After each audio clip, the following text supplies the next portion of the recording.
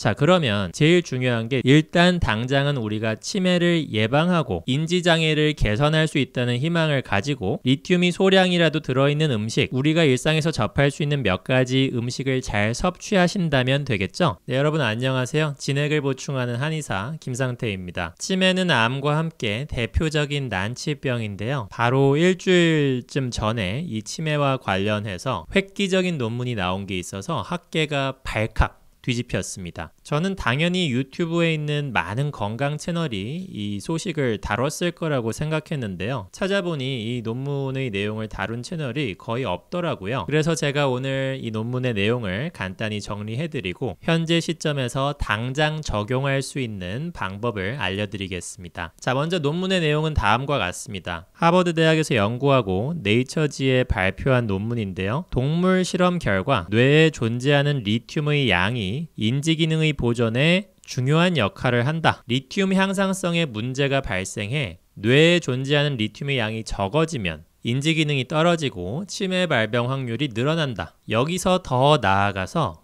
너무나 놀랍게도 쥐에게 리튬을 보충해 주었더니 치매 증상이 개선되었다는 연구입니다. 단순히 치매 증상이 더 악화되지 않게 해준다는 정도가 아니라 개선된다는 것인데요. 연구팀은 생쥐에게 리튬이 포함되지 않은 식단을 주고 대뇌피질 내의 리튬을 약 50% 감소시켰습니다. 그러자 쥐의 인지기능 저하가 가속화되었는데요. 치매 환자의 뇌에서 많이 보이는 아밀로이드 베타 침착과 인산화 타우 단백질 축적이 현저히 증가했습니다. 그래서 이렇게 인지장애가 발생한 쥐에게 리튬을 보충해주자 놀랍게도 쥐의 기억력 저하가 멈추었고 치매 증상이 호전되었습니다. 이 논문은 여태까지 치매와 관련된 논문 중 가장 획기적인데요. 바로 소량의 리튬 섭취만으로도 치매를 예방하거나 심지어 이미 진행된 치매를 치료할 수도 있다는 점을 시사하기 때문입니다. 그런데 재미있는 것은 이 연구를 뒷받침할 수 있는 비슷한 결론의 논문이 과거에도 있었다는 것인데요. 2017년 덴마크에서 발표된 연구에 따르면 식수의 리튬 농도와 치매 발병률 간의 역상관 관계가 있음을 밝혔습니다. 식수의 리튬 함유량이 높은 지역에서 치매 발병률이 낮았다는 것인데요. 그리고 오늘 소개해드린 이 논문, 지난주에 하버드에서 연구하고 네이처지에 발표된 논문에서도 노인을 세 그룹으로 나눠서 건강한 사람, 경도의 인지장애 환자, 그리고 중증 알츠하이머 환자 세 그룹으로 나누어서 뇌와 혈액에서 금속 성분을 조사하였습니다. 그 결과 초기 인지장애 환자와 알츠하이머 환자의 몸에서는 분석된 27종의 금속 중에 유일하게 리튬만 감소되었음이 확인되었습니다. 그래서 아직까지는 동물 실험이지만 이 연구의 후속 연구 및 임상시험이 기대해볼 만한 다른 연구 근거가 존재한다는 것이고요. 이 논문과 관련되어 또 흥미로운 점은 우리가 어떤 난치병의 병리기전을 밝히는 연구가 나왔다 하더라도 그 병리기전에서 발생하는 문제를 해결할 수 있는 신약이 개발되기까지 굉장히 오래 걸리거나 결국 개발이 안 되는 경우조차 많아요. 가령 암 치료가 어려운 이유로 암 조직의 어떤 저산소 상태가 항암제의 효과를 떨어뜨린다, 그런 연구 결과가 있었고 실제로 이 연구가 2017년 정도에 노벨상을 받았는데요. 그럼 그 뒤로도 암 조직의 저산소 상태를 어떻게 개선할 것인가 후속 연구가 계속되고 있고 신약 개발도 그 방향으로 하고 있지만 아직까지는 뚜렷한 전환점이 나오고 있지 않은 상황이지요. 그런데 이 연구는 쥐에게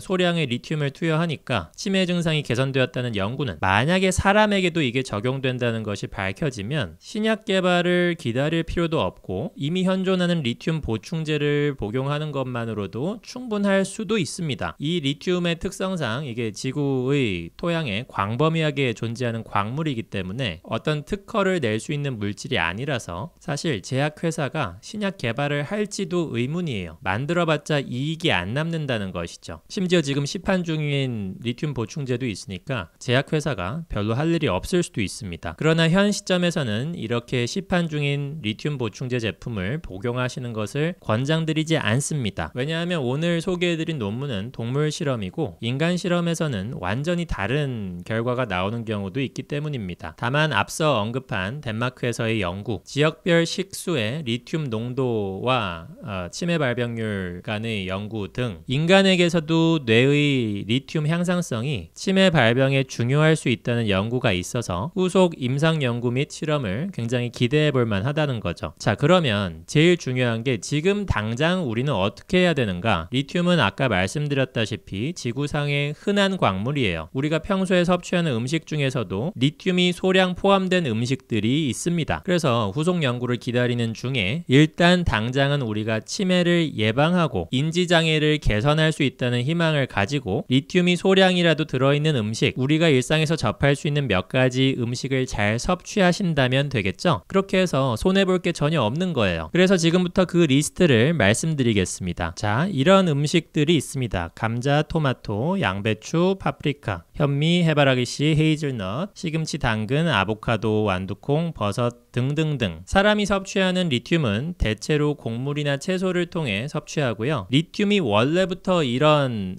채소나 곡물에 있던 것이 아니고 땅에 존재하던 리튬이 땅에서 자라는 작물에 스며들어간 것입니다. 그래서 땅의 풀을 먹고 사는 동물의 고기에도 있을 수 있고요. 예를 들면 소의 간에 많습니다. 그런데 소의 간은 우리가 많이 먹는 음식이 아니기 때문에 대체로 이런 음식들을 통해 섭취한다고 보면 됩니다. 그리고 여기 추가로 미네랄 워터에도 있습니다. 미네랄 워터. 미네랄 워터가 뭐냐면 우리말로 하면 광천수나 지하수라고 보시면 됩니다. 땅에서 밑에서 끌어올린 거. 자, 이거는 국제 리튬 협회에서 올려놓은 지하수 브랜드별로 리튬 함량이 어떻게 되는지 조사한 자료인데 이렇게 쭉 보니까 제가 아는 건 여기 에비앙 하나 있네요. 에비앙. 포르투갈 쪽의 생수 제품이 리튬 농도가 좀 높게 나오는 걸로 알고 있고요. 그런데 일단 국내에서 쉽게 구할 수 있는 광천수 제품에도 리튬이 어느 정도 있다고 보시면 되고 한국지질자원연구원이 조사한 결과에도 국내 시판 중인 광천수 제품에 리튬이 풍부하게 포함되어 있다고 되어 있습니다. 사실 리튬이 수돗물에도 어느 정도 있어요. 그런데 수돗물을 그냥 마시지는 않고 정수해서 먹잖아요. 정수하면 정수기의 필터 방식에 따라 리튬이 거의 다 제거되는 제품이 있고 제거되지 않는 제품이 있습니다. 제가 그것도 다 조사했는데 아직 확실하게 결론이 나지 않은 연구를 가지고 브랜드 제품들을 비교하는 건 좀 부담스러워서 그건 오늘 말씀드리진 않고요. 식수로 리튬을 보충하고 싶으시면 시중에 판매되는 광천수 제품을 사서 드시면 될 것으로 보입니다. 그런데 보시면 알겠지만 여기 포함된 리튬이 굉장히 소량이에요. 굉장히 소량. 100g에 여기 단위가 안 써있는데 0.77mg입니다. mg. 그래서 이렇게 적은 양이 무슨 인체에 중요한 역할을 할까? 회의적인 사람들도 있고 실제로 시판되고 있는 리튬 보충제도 그걸 정량을 먹으면 하루에 10mg 정도의 리튬을 보충한다고 되어 있는데 그렇게 적은 양 먹어서 아무 효과도 없을 거라고 생각하는 사람들이 많아요. 그리고 이 리튬 보충제가 의사 처방전 없이 살 수 있는 나라가 많다는 것은 이미 학계에서도 그 정도 극소량은 인체에 별다른 영향이 없을 것 같다고 보고 그렇게 한 것이거든요. 그런데 한의사로서 다른 광물성 약제를 처방해 본 경험이 있는 저의 경험상 리튬이 광물성 약제인데 광물성 약제는 원래 극소량으로도 효과가 납니다. 한의사들이 보통 처방하는 광물성 약제는 황산칼슘인데 석고라고도 불리고요. 갈증이 심하거나 그래서 막 물 하루에 3리터씩 먹거나 상열감이 심하거나 어떤 각종 위열 증상이 있는 사람에게 이 석고, 황산칼슘을 처방합니다. 그런데 이 석고를 몇십 g을 끓는 물에 한참을 달여도 용출되는 성분이 거의 없어요. 극미량이에요. 그럼에도 불구하고 이 약제가 열을 끄는데 굉장히 효과가 좋다는 거예요. 원래 광물성 약제는 그렇습니다. 그래서 광물성 약제는 많이 복용하면 엄청나게 강력한 효과, 대체로 부작용으로 나타날 수도 있고요. 그래서 많이 쓰면 위험할 수 있습니다. 대표적인 게 이제 리튬을 고용량으로 복용하는 게 잘 알려진 조울증 치료제죠. 자살 같은 걸 예방하기 위해서 급한 상황에 쓰게 됩니다. 이거는 의사 처방하에 써야 되는 거고 절대로 임의로 리튬을 고용량으로 복용할 수도 없고 해서도 안 됩니다. 자, 그래서 오늘 영상 정리해보면 동물 실험 결과 굉장히 소량의 리튬을 보충하는 것만으로도 치매, 인지장애에 효과가 있다는 논문을 소개해드렸고, 이게 사람에게도 똑같이 효과가 있다고 밝혀질 경우 치매 치료에 새 장이 열릴 수 있다고 말씀드렸습니다. 그리고 그 치매 치료의 새 장이라는 것이 어떤 신약을 오랫동안 기다려야 되는 것이 아니고 리튬을 소량 보충하는 것만으로도 충분할지 모른다. 그러나 현 시점에서는 아직 동물 실험 단계이므로 리튬 보충제를 드시는 것은 권장드리지 않는다. 참고로 오늘 소개해드린 논문 동물 실험의 결과가 사람에게도 적용된다고 가정하면 그럼 정말 엄청난 발견인데, 그러면 일단 치매를 예방하기 위해 평소 리튬이 포함된 음식, 제가 칠판에 적어놓은 음식들을 잘 챙겨 드시는 것이 무지하게 중요하겠고요.